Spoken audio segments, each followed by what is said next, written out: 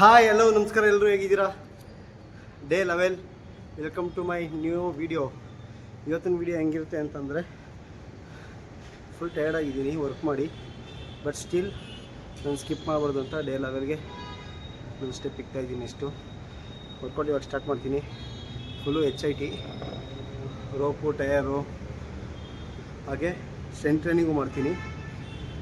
ನಾನು ಪ್ರತಿಯೊಂದು ಕ್ಲಿಪ್ ಕೂಡ ಆ್ಯಡ್ ಮಾಡ್ತಾ ಹೋಗ್ತೀನಿ. ನೀವು ನೋಡ್ತಾ ಇದ್ರಿ.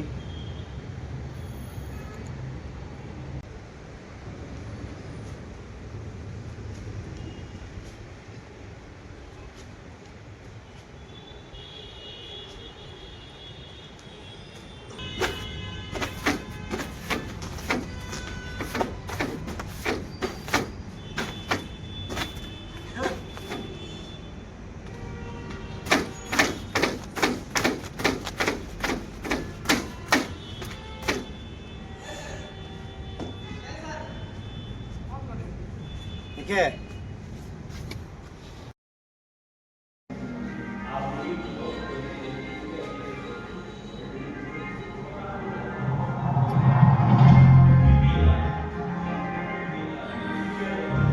ಯಾರೂ ಇಲ್ಲ ಜಿಮ್ಮಲ್ಲಿ. ಹೇಗಿದೆ ನೋಡಿ, ಇದು ನಮ್ಮ gym logo.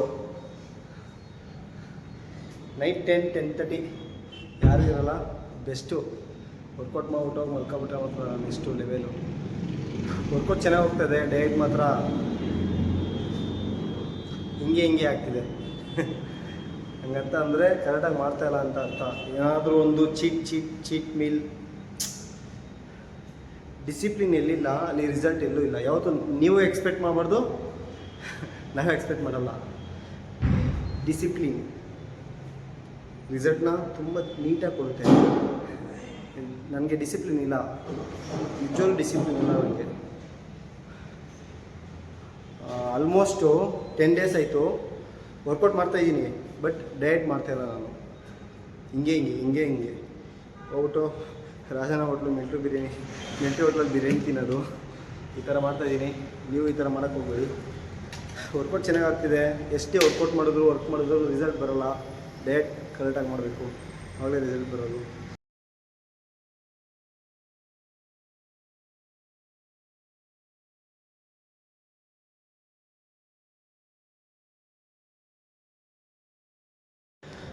Finally workout done. Discipline ಆಗಿರಿ. ನೀವು ವರ್ಕೌಟ್ ಮಾಡಿ, ಡಯಟ್ ಮಾಡಿ.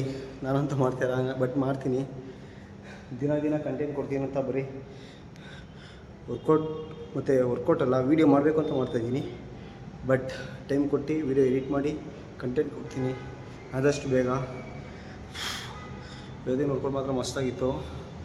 ಟೈಮ್ ಇಲ್ಲ ಆದರೂ ಬಟ್ ವೀಡಿಯೋ ಮಾಡಿದೆ.